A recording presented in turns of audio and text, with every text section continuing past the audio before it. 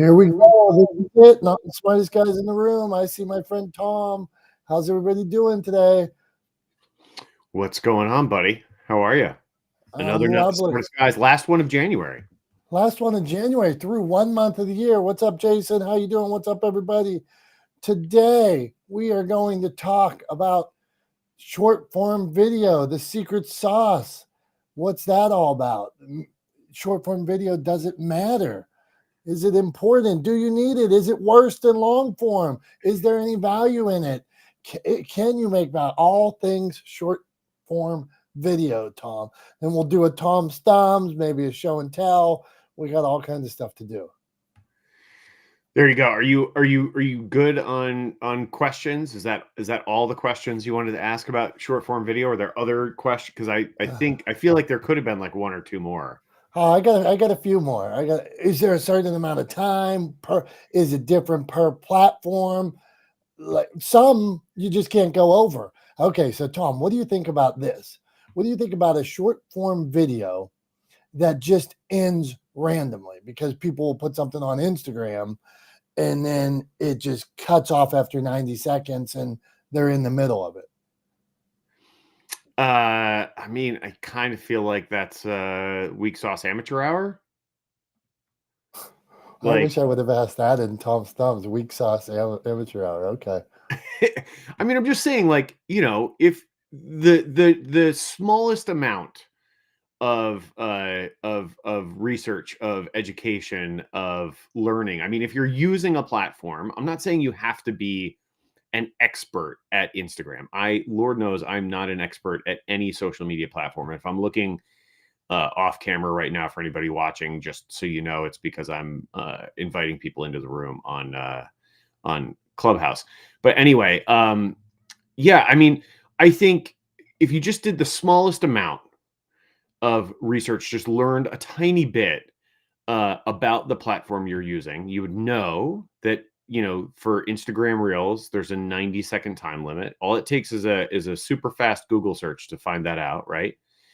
So if you're using that platform, you should know that you only have 90 seconds, and you should make sure that your piece of content, your short form video, fits in the 90 seconds. Like, I don't think that's too much to ask. If you're going to share content, you know, and look, things slip through the cracks. Like, do accidents happen? Absolutely. Do I make mistakes? 100%. All the time. Like, every day I make a mistake at something, right? Nobody is perfect. So I'm not expecting perfection, but like, it absolutely should not be routine that, like, you know, you run over that 90 seconds, or your videos, you know, end abruptly because they're cut off by the platform. Like, if that happens once, fine. But okay, I'm going to just quiz you all day today, and we'll quiz everybody. All right. What if I go part 1, part 2? Because I see now I'm saying, I notice some people will have like 7 parts or something. Okay, and I'm like, all right, I'll watch another one, you know. But is that acceptable, or is that their plan, or what do you think? Yeah, parts are fine. But also, you know, put a little care into, you know, like, put a little care into your edits, right? So, like, for example, if I'm watching a piece of content, a short form piece of content, and it has multiple parts, right? Whether it's on Instagram or TikTok or whatever, right? And it's got multiple parts. If I swipe over to the profile to go to watch the next part, right? And the next part is like, the first 60 seconds of it is what I just watched, and then there's a little bit new stuff at the end, which happens all the time, then, like, I'm out. If I go to part 2 and it's not new pretty immediately, right? I'm out. Like, I'm not going to watch it. So just like, you know, I think at the end of the day, if you want people to watch your content, you have to demonstrate to them that you actually care about what you're putting out, right? That you're taking pride in the work that you're putting in front of them, the content that you're putting in front of them, that it matters to you whether or not you're doing a good job or you're doing your level best, right? Not even that you're doing, you know, it's the best content ever on a scale, you know, across all kinds of different kinds of content. Like, just that you're doing your best, right? That you're making your best effort to provide them with the best content you can provide them with, right? If I don't feel that as an audience member, I'm out, right? Like, you lost me, because then it just says to me that you don't really care whether or not I feel valued, or whether or not I feel my time is valued, right? You're not interested in the individuals, you're interested in the metrics. And if that's the case, then I'm out. I don't care about your vanity metrics. I dig it. And you speak my language when you talk about time valued. Nothing frustrates me more than when watch a video and they say, I don't know what I'm going to talk about today, or we're just going to wait around for a while. I thought this started at this time. I thought this video, teach me right now. I want to learn. I want entertained. I want to smile. If you want me to wait, or you don't know what you're talking about, well, then I don't know why I'm watching, and I'm moving on. So, okay, short-term video. Jason, you're making some videos, making some TikToks and things like that. Any secret sauce that you found, anything that works better that you might suggest for our community?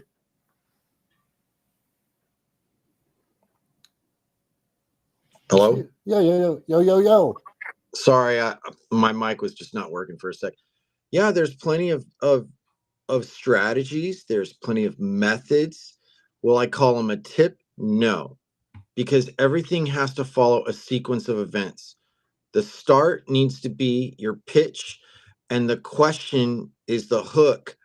But if you're creating a series, you, like what Tom was talking about, remember that the series needs to be concise. It needs to be not like 9 to 15 parts, but it should be like so concise that where if it totaled up to 3 minutes of time of people watching, okay, because many people check out in short form videos by 12 seconds. And a lot of times it's even earlier than that. So if you want to reach a success point, remember you're pitching a story or an interest to them, and you show how you relate it. So by making it a campaign, that's going to be critical. People resonate with when they talk in niche or genre or area of influence, and you can plan out that area of influence a week in advance. You can batch record one day and then spend 3 or 4 more days making it to where you time release it. But many content creators are impulse release creators. So they just see something, they get on a trend. But the thing is, I don't care how many followers you have, and I don't care how many likes you have. What moves the needle, what gets you paid, what gets you seen and valued is the comments, the saves, and the forwards. So if you're sharing something and you're drawing in comments and saves, that's worth way more than likes, way more than followers, because your percentile of your followers is probably less than 10% respond to any of your content at any given time. That's just a fact and reality. So it's a numbers game. It's a reality. You're going to be useful and unuseful many different times. So don't get too comfy. That's what I'll say. Right on, brother. Thank you. All right, let's keep this rolling. Short form video. What is the secret sauce? What do you like? What don't you like? To Jason's point about the time frame, the 12 seconds that it takes to wonder how many of us tune out in less than 12 seconds. Do we give it a whole 12 seconds? How quickly do we know? And I bet it is 12 seconds. So do we need to do something more to spark interest at first? Dr. Tachi, we're talking secret sauce to video. Do you ever, when you're making your videos, I will admit, other than thumbnails, I probably have straight out failed on thinking I need to hook them in the first 12 seconds. I don't even know if I have that ability, right? I need to step up my game. But Dr. Tachi, do you ever think about that in the videos or content you're making? Good morning, everyone. As an afterthought, I do understand you do need to get them in that first few seconds, otherwise you've lost them. But the interesting thing is I was talking with someone on Sunday who came down because they wanted some advice about YouTube, etc. And she was saying, but I'm always thinking in the first 3 seconds I said, well, stop thinking about that. That's part of the problem because you're so busy trying to smash everything into the first few seconds that now, you're not thinking about the rest of the video. It's only that first, excuse me, few seconds. So it is something to think about, but it's not the only thing to think about because yeah, you have them, but you have to keep them. It's also about retention as well. So have them there, book them, but then you have to keep them. That's what I would say. Okay, good stuff. Now, if I was sharing clips from like this show or from my show Bikes and Hikes, then I probably am going more in that realm. Okay, I know I'm going to catch them. It's this, but I don't know. Tom, you got answers to this? We need experts' opinion. Well, I'm not sure which question you're asking if I have The an whole answer thing, to. man. This is why we decided to talk about it. There's We need to know. 47. You asked 47 questions at the beginning. You should write a whole book one, about and short I'll form give video. I'll give you my thoughts on it. I want a legendeering short form. Well, all right. First of all, I'm gonna start by addressing a phrase that you've used a bunch of times, and that is secret sauce. Okay, Right? What's the secret go sauce? Go on. Guess what? Guess what? No What? secret sauce. Charisma. It's not a thing. The it factor. It's always a confluence Okay. Fair. of variables, right? There is no secret sauce. There is no hidden hack. There is no 3-step process to gaining. That's all that like, and the thing that the reason why, and this is not targeted at you, this is a broader thing that I get frustrated with, but the reason why it frustrates me is this kind of language, this way of thinking about things is the result of bullshit bro marketing, right? This idea, this notion that difficult, challenging, complex problems can be solved very simply and that only a few people know how to do it and they'll let you in on the secret if you give them enough money, right? Is the sort of the false premise that bro marketing is built on. And this idea, like they're the ones that peddle secret sauce and they keep telling you, we got the secret sauce. We got this hidden trick. We figured out the hack, the one hack that'll change your life forever, right? And it's all bullshit. It's all smoke and mirrors. It's all to just extract money out of your pocket to get you to buy into the simple fix. When the truth is that there's a million reasons why something works and why one thing works and why another doesn't, right? And a lot of it has to do with simple timing, right? And often the timing is just luck, right? It's not because they scheduled a post to go live at exactly the right moment and there were 47 other variables that they controlled for that led to that piece of content going viral. They got lucky, right? They happened to be in the right place at the right time. But you know what the one thing is that you can do to increase your odds, to improve your opportunity to tilt the luck more in your favor? That's post consistently. Right. And not only will that increase the odds that you gain viewers, that you get more engagement from those viewers, those comments and those saves and those shares that Jason was talking about, right? Not only will those increase if you are more consistent and you post more often on a consistent sort of schedule, right? But also your content will get better over time, right? Because practice makes improvement.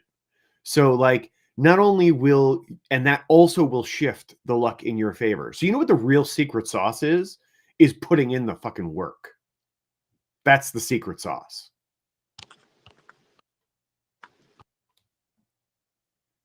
Have at it, Jason. What do you want to add there? Tom, you just came up with a campaign right there. Like I said in the comments, why don't you create a 30-second clip of all what you just said? Break it down, bullshit bro tip of the day. That's what you need to do, and I guarantee that would get a lot of attention. I'll bet money on it. It's catchy. and the way that you talked about it, you'll have an audience real quick. He's definitely passionate about it. So I mean, Tom comes Time at to it. put your money where your mouth is. Time to put in the work, Tom. He comes at it from an authentic point of view. Yep. I will 100% share that clip. I 100% will share that clip. And you're absolutely right, Jason. I'm sure that clip will gain some traction, right? But again, I think it's because what's underlying it is that this sort of bro marketing trend has been going on long enough now that people are starting to smell the poo-poo underneath it, right? Like the veneer is starting to wear off and the odor is starting to rise and people are starting to go, it doesn't smell right to me. Something isn't passing the sniff test and I'm not sure what it is. I can't put my finger on it, right? And the truth is it's because they've been selling you cow pies for years, right? And you've been buying them as if they're gold and it turns out at best, you can make a campfire out of them, and at worst, they're entirely useless. I want to go back to what you said here. I wrote it down even. We used to talk about this in pharmaceuticals. Right place, right time, right message. And then sometimes we would add right place, right time, right message, right messenger. So all those things have to be right for anything to succeed. I mean, even across every historical thing that has ever happened, from elections to speeches to people on the steps in Washington, right place, right time, right message, and big things happen, whether it's books coming out, music coming out, anything. It has to be like we could put something out, the same story on different days, different times. And while this day it hit, this day it didn't. It's a lot of it is right place, right time, right message. But to Tom's point, the consistency, and this is a world why, even though I'm a publisher of books, believe so much in that, the consistency of content. If in a world where everybody's out online 24/7, searching inspiration, searching bro marketing, searching all these topics, if you're not there when they're looking for those things, well, they're going to find somebody else. So if you're not consistent with, if you're there once a month, once every 2 months, every so often, they're not going to find you. They're going to find somebody else. And then they're probably going to end up, Tom, buying into the bro marketing because you weren't there. You know what, Dom? He should put on an Alleged Daring t-shirt, no bullshit broing in this kind of work, and have a bicycle or him like running or something like that. I think you just stumbled onto something that would be catchy just in branding alone. There you go. Okay, we're keeping this train rolling. Dave, so what we're talking about here is we are talking about short form video, all things short form. So what you watch, why you watch it, how you make it, does it have value? Tom said when I threw this idea back to him and he was like, how about just because it's shorter doesn't mean that it's less valuable? Could you explain that before we get to Dave, Tom, this concept of you don't have to say less, you could, be more impactful? Yeah, like short form content is absolutely valuable, right? And I think often people equate like size and value, right? That they are mistakenly sort of that it's a false equivalency that people put on it, right? That if something is bigger, it's better, right? And that is not always the case, right? Sometimes being concise, sometimes brevity and sharpness and clarity really carry a ton of value, right? And that's the kind of thing that you can get in short form content. I think the other thing too is that just because it's short doesn't mean you can be lazy about it, right? Just because it's short doesn't mean that you shouldn't put care into it, right? So it can and should be of a high quality, your best quality. I'm not comparing, other people to professional creators or whatever, but it should be to the best quality you can deliver for your audience, right?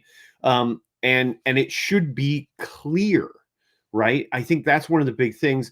It made me think of when we were texting about this, it made me think of a phrase that a friend of mine, a colleague of mine actually, had a mentor give to her years ago. when working on a script for a television show that they were making. He gave her the note, make it shorter and say more. Right.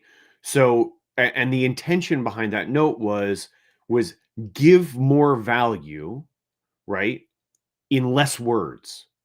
Be more economical with your use of language to deliver a more impactful message in less time. Right. That's the real challenge of short form content. And the one that I think is often overlooked by people is they think, oh, it's short, it's easy, I can talk for 30 seconds. And it's like, yeah, but it's hard to compress a really clear message into 30 seconds. Right. That's a challenge. So it's not just because it's short doesn't mean it's easy.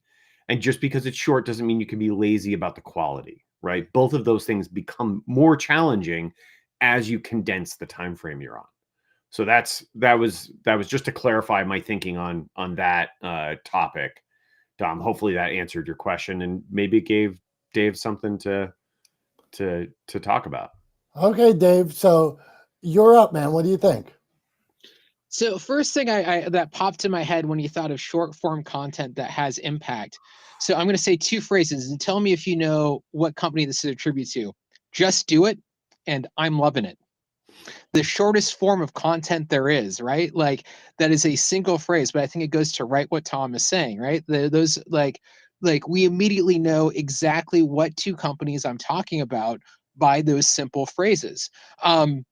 But like I don't think you're talking more of like kind of reels and things like that. But when we think about short form content, like for me, I'm consistent at putting out content. I don't get really a lot of views at it, so I'm looking at my content right now as more of training wheels to get better at it, to understand what hits, what doesn't hit, what worked, what didn't work. All right, why did that thing go better than the other thing?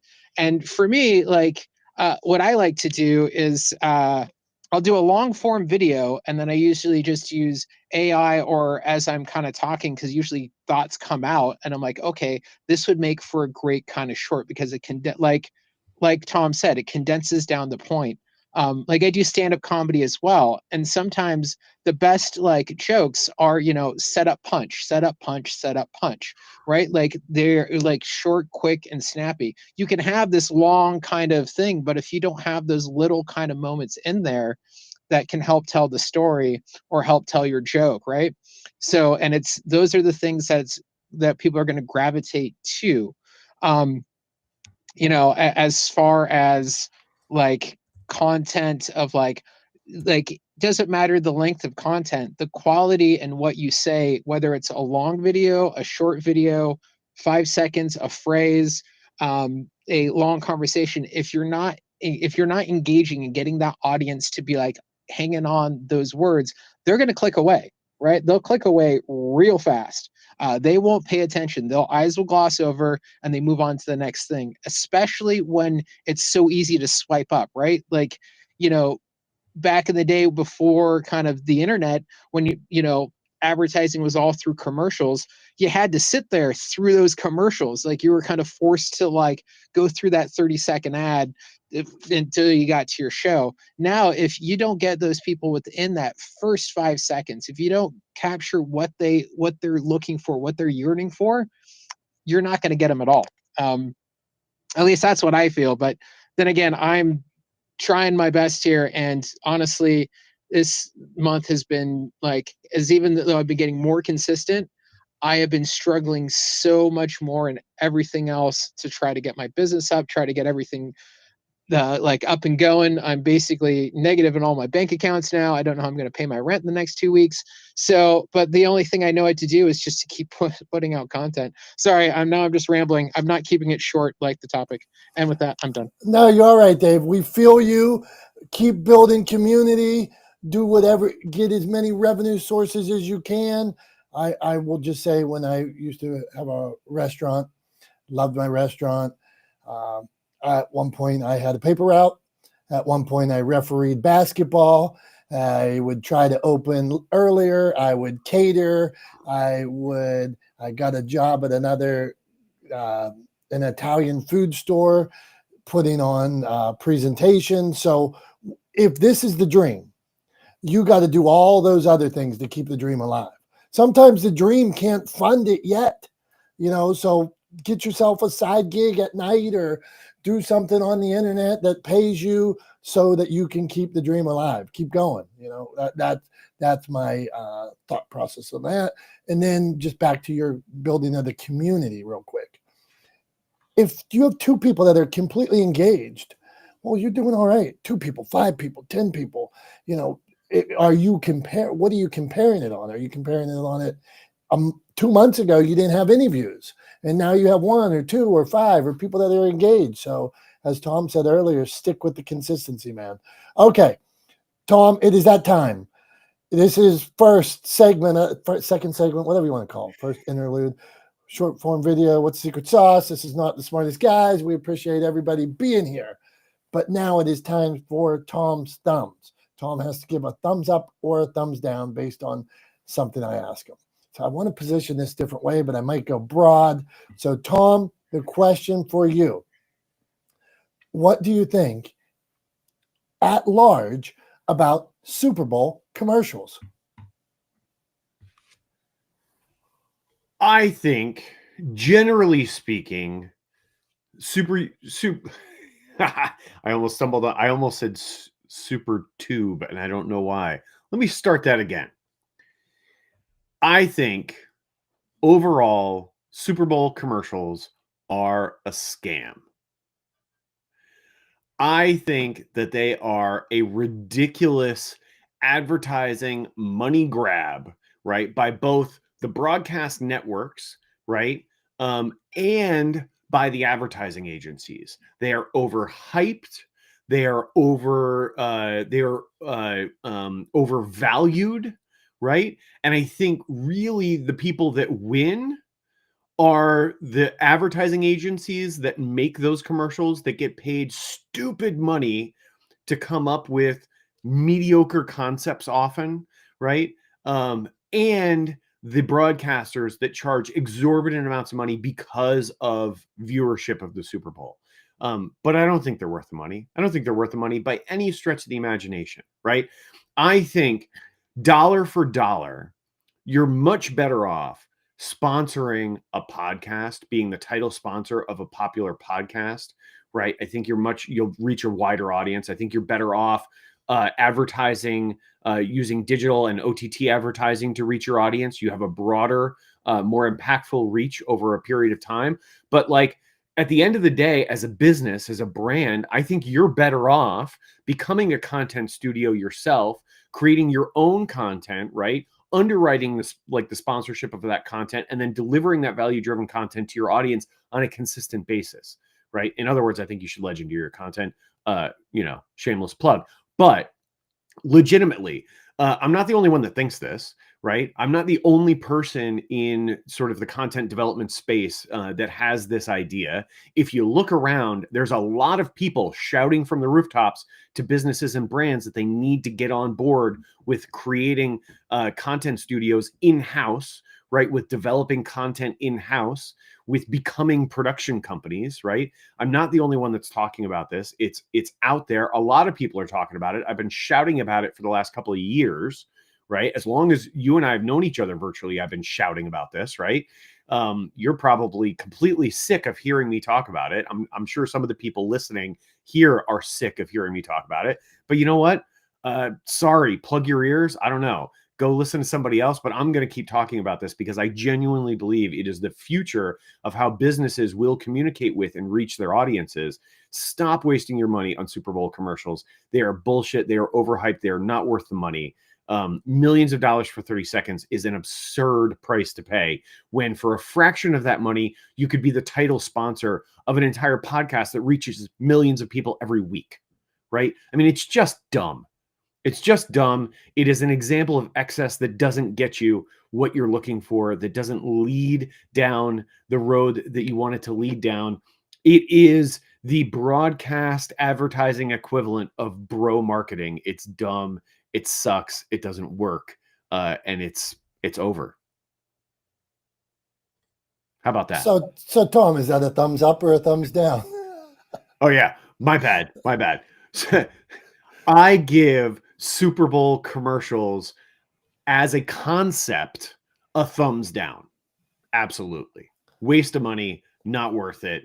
Go spend your money somewhere else. There's a million ways that I could help you spend. And hey, if you're listening, if you want some ideas, give me a call. Happy to consult with you and help you find some better ways to spend your money. But spending millions of dollars on a Super Bowl ad, I think you might as well just put that money on the table and set it on fire. All right. So I want to debate this now. What a Super Bowl costs $5 million for 30 seconds? Is that what they're saying nowadays? But don't a billion people watch it, or 500 million people? So if you're talking, and then don't they play it again? And are you getting one time, or do you get that and then all the people that play it on the news media the next day and talk about Coca-Cola and Michelin or whatever? I'm just saying, could it be a low investment? No, absolutely not. So, have you been to a Super Bowl party before? Yeah. How many Of people? course. How many people watch every commercial at that Super Bowl party? Nobody. Right.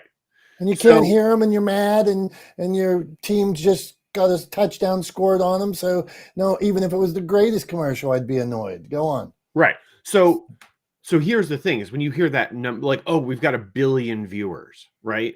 That's theoretically, right? They are theorizing, extrapolating from estimations of viewership that there will be 1 billion eyes on the Super Bowl or whatever number they're throwing out there. But that's not 1 billion people paying attention to what you're putting in front of them, right? There are some people at we go to a Super Bowl party at our friend Mark's house every year. We have for the last several years. And he's got a house full of people. He sets up TVs in every room in the house. It's this whole thing. He's got 40 people in his house. There are people that don't watch a second of the game, right? That don't pay attention to the commercials, don't watch any part of the game, right? But all those eyes are being included in that estimation, right? So how you multiply that out, and you think about, all right, are there really 1 billion eyes, or is that 4 times as many eyes as there actually are paying attention, right? Whatever. So I'm making up numbers, but I don't feel bad about it because so are they. But my point is, the point I'm getting to is when I talk about sort of being a title sponsor of a podcast, right? When you're talking about what you're looking at for podcasts is streams, right? And downloads. And both of those things are intentional actions, right? So if you are the presenting sponsor of a podcast, right? And you know that podcast averages 1 million downloads a week, right? Let's just say 1 million downloads a week. Big podcast, it averages 1 million downloads a week, right? That's 1 million people deciding to actively download or stream that podcast every week, right? And the odds are that the vast majority of them are going to hear about your product, and they are going to tie your product to the value that they get from that podcast, something that they like, that they enjoy, that they are invested in, that they are actively taking steps to participate with. And that is incredibly valuable, way more valuable than someone happening to glance at a Miller Lite commercial during the Super Bowl, right? Way more valuable than a shot of the Goodyear blimp at the Super Bowl, and way more valuable than Coca-Cola, trotting out a couple of cartoon bears during the Super Bowl, right? It's way more valuable. It's bang for your buck, right? Do you want an engaged, invested audience who is going to associate your brand with something that they love and that they find value in? Or do you want somebody to happen to catch a glance of your product as they go to get more wings during the Super Bowl? All right. Let's go on here. I see Billy. We got Jason in a comment. I want to go to Billy first because he's got this emoji of, I don't know, a profile picture of a guy. It looks like Spencer from King of Queens. He's kind of I don't know. So I wonder we were talking short form video today, Jason. Then we moved on to, just for a second, we moved on to Tom's Thumbs, which we asked him one question and it was Super Bowl ads. What does he think? So I'm going to Billy just because he made the face, and then I'll come around to Jason and Swifty. Come on. What do you got, Billy? Well, I mean, I don't think the Super Bowl ads, I mean, maybe TV ads or maybe ads in general on video might be more true to what you just said, but I think people will watch the Super Bowl for the ads. I know a lot of people that could give a rip about the game, but they are all eyes on deck, all eyes on TV. Everyone be quiet. Let's sit down and hit these commercials. Like, I know whole parties of people who do this. And it's probably one of the most talked about things during the Super Bowl on my social media feed anyway, are those ads. I don't see anybody like, hey, did you see that touchdown by Kelsey? I don't see any of that. I see like, oh my God, can you believe that ad? That's crazy. So I think I completely disagree about the football one, even though I do agree about the value of podcast audiences. And I don't find downloads to be valuable. I find quality audiences to be valuable. And so, even for smaller podcasters. So I do agree with you there. I do think if you really know your audience and you really are creating content for a particular audience, then the value of the attention of that audience is very, very high. And you can get a premium rate from sponsorship deals. But anyway, I mean, and once again, I didn't get the full context, Tom, so I'm not throwing you under the bus or anything or trying to pick a fight. I just heard what I heard there at the end. No, all good, man. All good, man. Can I ask you a question? Always. Genuinely curious. So what is or what was the best, in your estimation, the best ad from last year's Super Bowl? Probably a Doritos commercial. Okay. I can't remember exactly, but we didn't talk about retention of ads. We just talked about people seeing them and paying attention to them. Okay. And do you have a favorite podcast, one that you listen to every week? No. Hey, hold on now. Does Billy know who won the Super Bowl last year? Does Billy know the two teams that played in the Super Bowl last year? I don't know the two teams, but I know. See, that's fair. See, he's giving you a hard question, but that's the whole game was about two people. Yeah, so see, Tom, you tried Thanks, to Tom's getting my back. Thanks. He tried to you, but I'm not letting it happen. You proved my point, Dom. What are you talking about? You just proved my point. Well, you're asking him if he knew the commercial. He doesn't know that who played either. That's all. Yeah, my point is that people don't really pay a lot of as much attention to the Super Bowl as they're charging money for. And if you can't remember who played and who won, then point proven, man. Thanks. I mean, but people obviously find the value in it and they receive the return on it because they're paying for it. And it keeps going up. Because that's the market. I mean, market, nothing is worth anything unless the market says it is. So we can all agree that Nikes aren't worth anything and they're not going to be worth anything. But since we all agree that they are worth something and they're worth $200, $300, $400, then the market pays $200, $300, $400. I'm curious to hear what Dr. Tachi has to say. I'll put a sock in it for a second. I want to hear what Dr. Tachi has to say. She flashed her mic. I did. Oh, this is so delicious. So I think this is the thing. I think it has a little bit to do with the creativity and the quality. Oh, sorry, Jason. Sorry, we skipped you. Nah, go ahead. Okay, now that you made me feel terrible. Anyway, I'm kidding. So I think it has also something to do with the creativity and the quality, because I will tell you very well, the Super Bowl commercials I remember, the Budweiser frogs, okay? You remember the puppy monkey baby? So things that are maybe outliers, things that are very creative, you will remember those, but those are from years and years ago. But if you ask me to remember, first of all, I don't give a damn about football to begin with. But if you ask me to remember like last year, because seemingly the creativity has gone down, and this is not a dig at the creative teams who make these, but it feels like it is stuck in the age of television and we have moved on to the digital age. Does that make sense? So I think it also has something to do with the quality and creativity of the ads themselves that they are not retained, because I can remember the ones from back in the day. Yeah, I think you're right. I think you're right. And Jason, my apologies. I was the one that went to Dr. Tachi. So yeah, go for it, man. What do you got? Hey, Jay, Oh. hold on, Jason. Before you go, feel free to let Tom have it. You don't have to take it easy on him. Go on. It's time for bullshit bro moment. Okay, bros, check it out. How many people watch football? And how many people are associated with people watching football? How many people who associate or friends with somebody who watches football to go to a house, and what are they doing? They're eating, they're talking, and sometimes watching. But when you create an impression by laughter or a touching moment, whatever it do to increase the senses of a brand, the emotional connection, either to buy or to look at, you cannot forget. So is Tom a football fan? Probably not, just by the way he talks.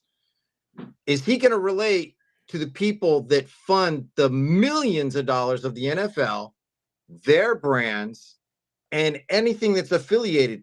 So we've seen traversing of commercials, but they make strong, valuable impressions. And if you don't think you do, then you're not in the industry of marketing.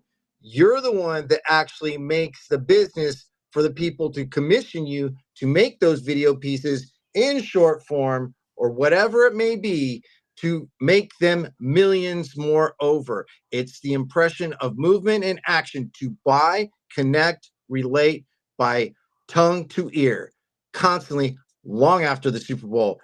We don't remember a lot of the Super Bowl commercials. Some are overhyped, but some are very memorable, just like Dr. Tachi said. And there is a list.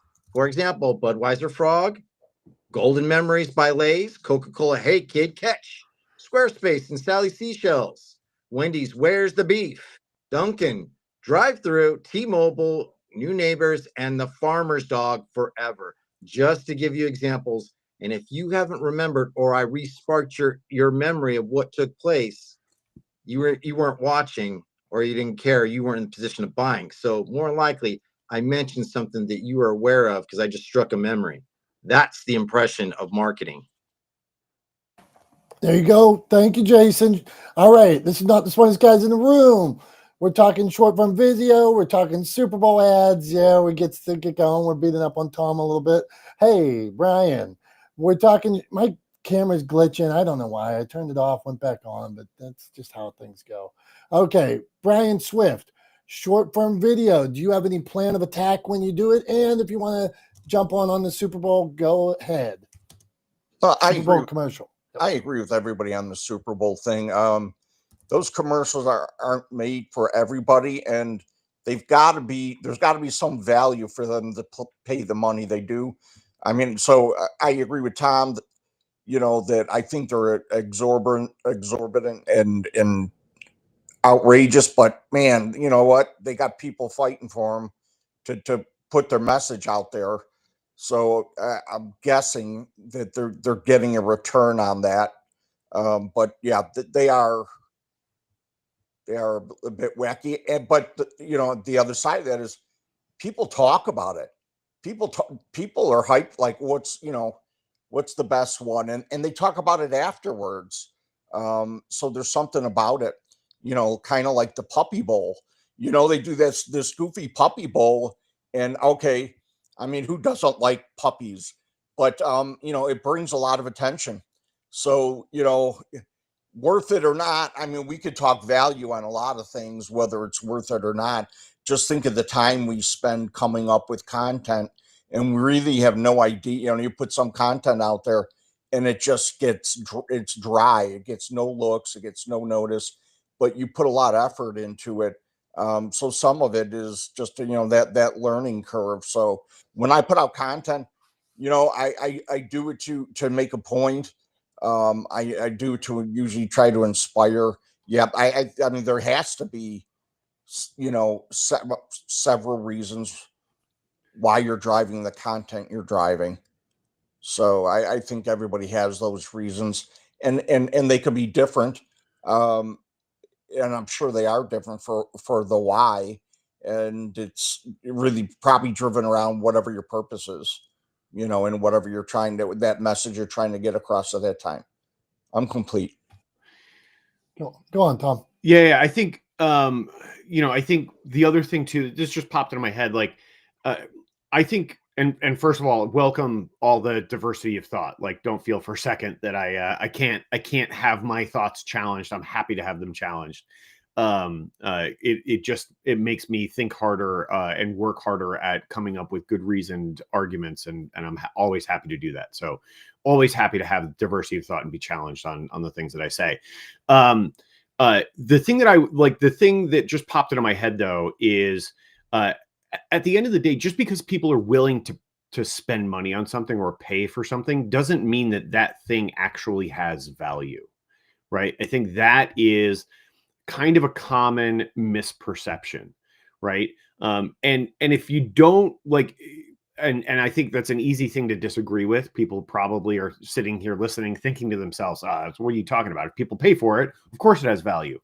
And like, all I have to say to that is, if that were true, then there would be no such thing as like the rug pull that happened with the Huck Tua coin, right? Like, it had no value, but people were willing to spend crazy money to get in on it, right? And then they pulled the rug pull, and it turned out that everybody else was left holding the bag, and it didn't actually have any value, and people were upside down on their investments, right? So like, just because people are willing to pay for something doesn't mean that it has the value, especially value at that price point, right? Things can be overpriced for what they're actually worth. And I think absolutely, unequivocally, I believe that Super Bowl commercials are overpriced and not worth the money that is spent on them. But yeah, I just wanted to like put some context on that just because the market will pay for it doesn't mean that the thing actually has that value.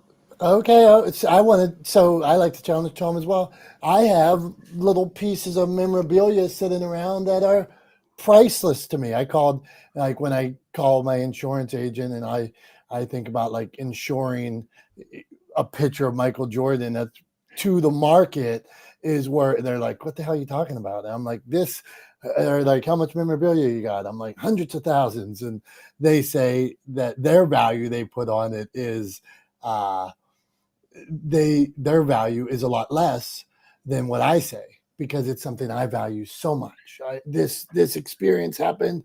These gloves that Paul Spadafore signed, or Hurricane Carter, or this picture of me, to me, it's so valuable. All right, so I hear you about value, but except for the Hawk Tua coin, I think the value a lot of time is what the buyer puts on it. For like that sofa that that frame around your favorite picture of you and your kids, priceless. I'm coming, Ethan. Hold on one second, my man. Short form video. What's the secret? Okay, we got Ethan in the house.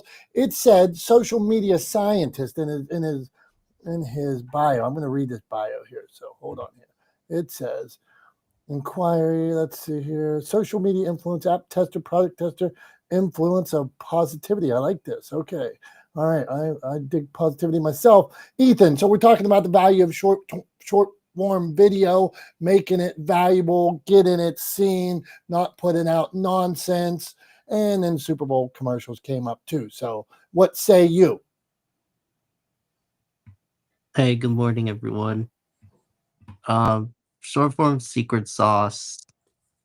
I feel like if you can create it, you can create it. Do it, but don't do it just for the views. And enjoy what you create. Also, about those other topics you were talking about, I spend money on things I need for my videos that are valuable, like camera equipment, things like that. Especially, I don't participate in the Huck Tua coin. That was a pump and dump coin. Everyone just wanted to buy it because they were fans of Huck Tua. And yeah, you should insure everything you have that is of value. All right, good stuff. Insurance tips as well. That's what we're doing today. I spent 9 years. I spent 9 years in the insurance game. It was like I tell people I did a 9-year bid in insurance because it was not for me. Okay, the short form video. Tom, is it time for show and tell? Let me look at the clock. It is actually, we're a little bit late for show and tell. Usually we try to do it around 10:15, about 45 minutes in. So we're a few minutes late, but that's okay. Better late than never. Show me and tell me. Okay, I'll keep it brief because I want to be concise and I want to add impact quicker. Okay, so today's show and tell, something that is priceless to me, but would mean squadoosh to many other people. Okay, so many years ago, I worked I sold Yellow Pages, and I was a reader of Dale Carnegie and Norman Vincent Peale and all these people, and I thought I had something to say. And at the Yellow Page business, they were big on writing your goals down. So I took this little notebook and I started writing it, and I'm covering it. Little green notebook. I'll show you the back. It's this big. So I start writing in it, payoff produce guy, that kind of thing.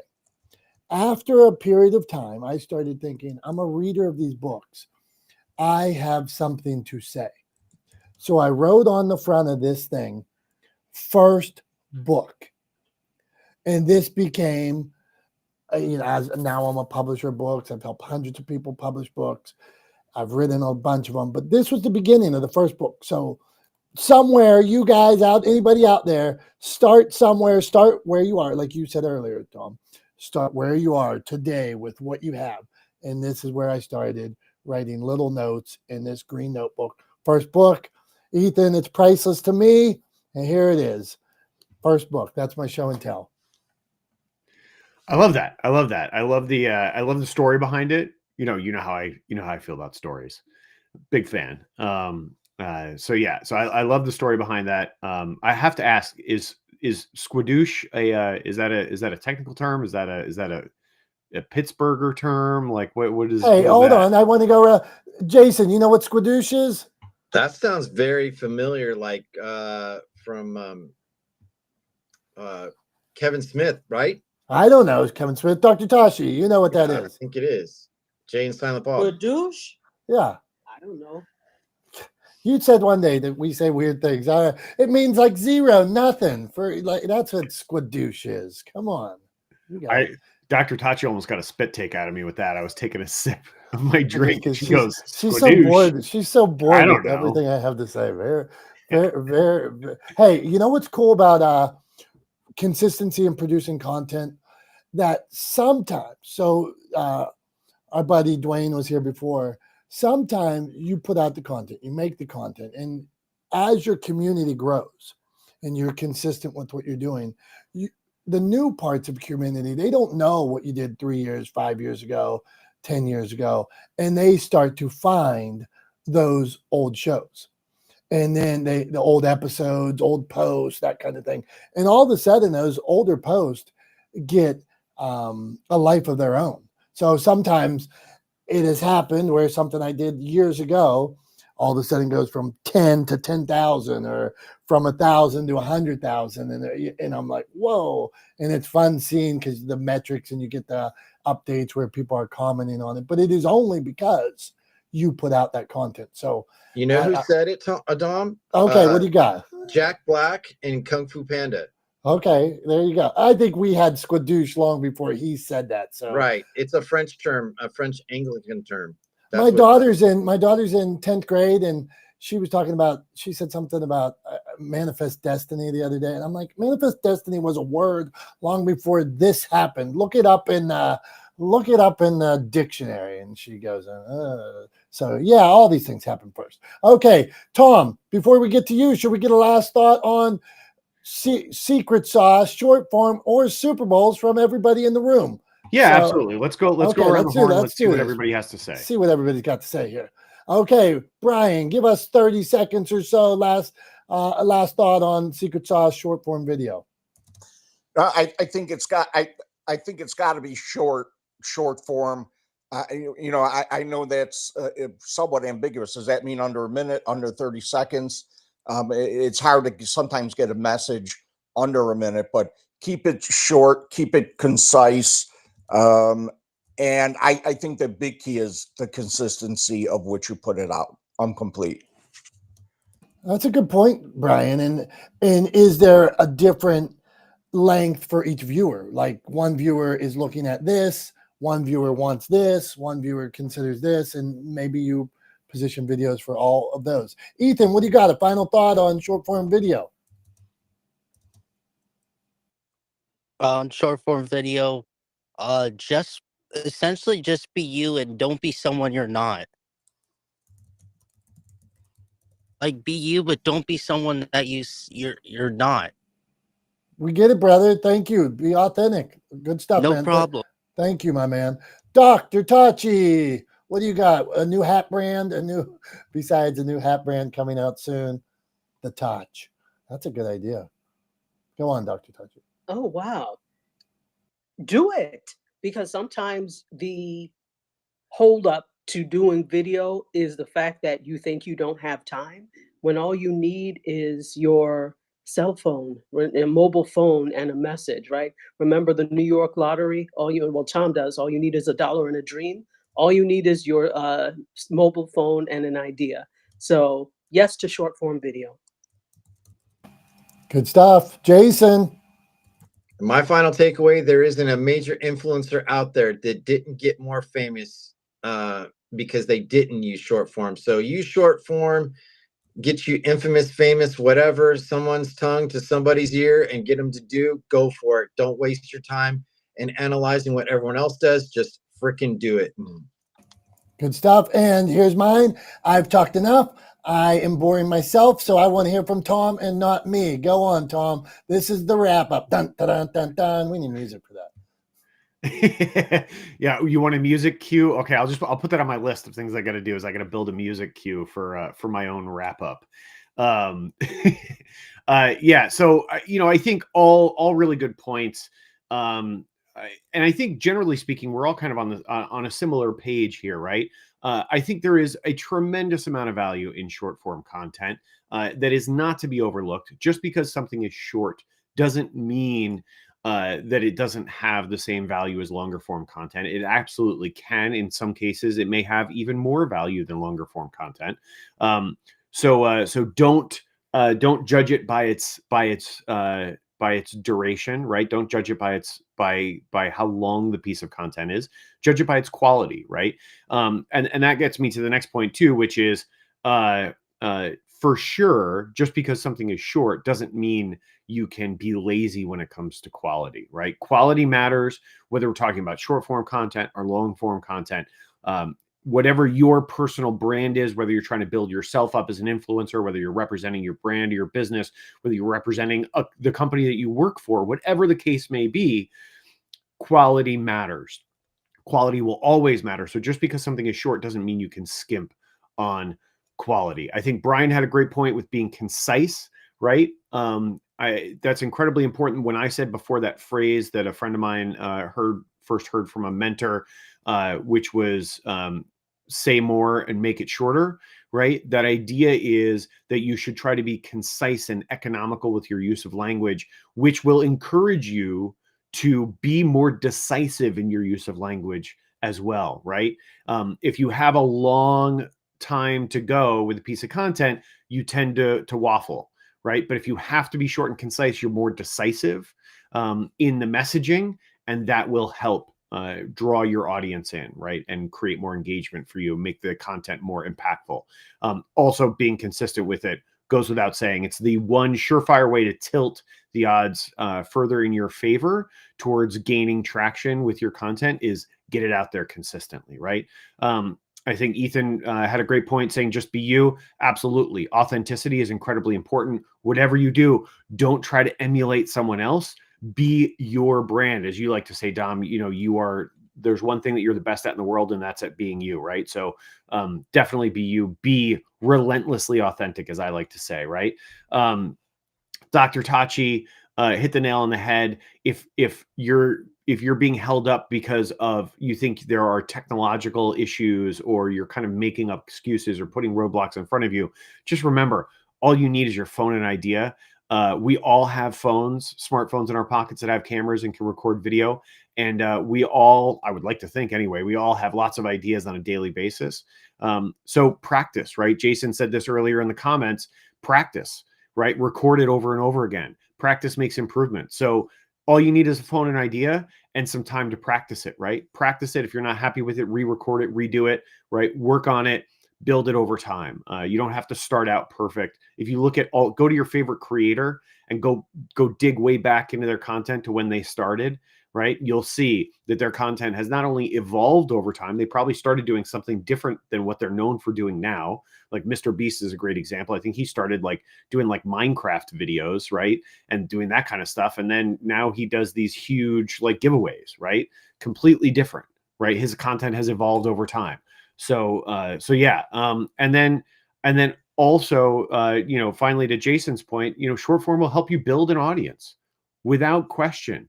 It enables you to get a lot of content out there on a regular basis, using that consistency to really tilt the odds closer to being in your favor. They're never really in your favor, right? But you can sort of tilt the odds closer to being in your favor. You can increase the likelihood that you'll gain traction with a piece of content if you just put more out there, right? So make sure it's good, make sure it's quality, make sure it has a clear, concise, and deliverable message, and be consistent with it.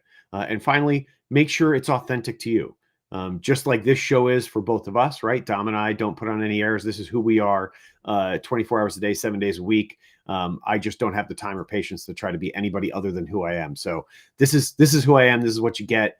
Whether I'm ranting about secret sauce and again, bro marketing, throwing shade on that, or talking about the value of Super Bowl commercials, or doing this wrap up. This is who I am all day, every day. So take pity on my wife. Thanks for listening. Appreciate you guys. Appreciate you all for being here. You are the reason why we do Not the Smartest Guys in the Room every week at 9:30 a.m. Eastern time, right here, live on the internet, using Clubhouse, obviously, as our platform to bring people into the room, but then streaming across the internet on Facebook, YouTube, LinkedIn, TikTok, Twitch, a whole bunch of platforms. Anyway, appreciate you guys. Love you guys. Thank you so much for being a part of this every week. We will see you next Wednesday to kick off February, month 2 of 2025. We'll see you right here on Not the Smartest Guys in the Room, 9:30 a.m. Eastern time. Until then, have a great rest of your week. Have a great weekend. We love you. Bye-bye now.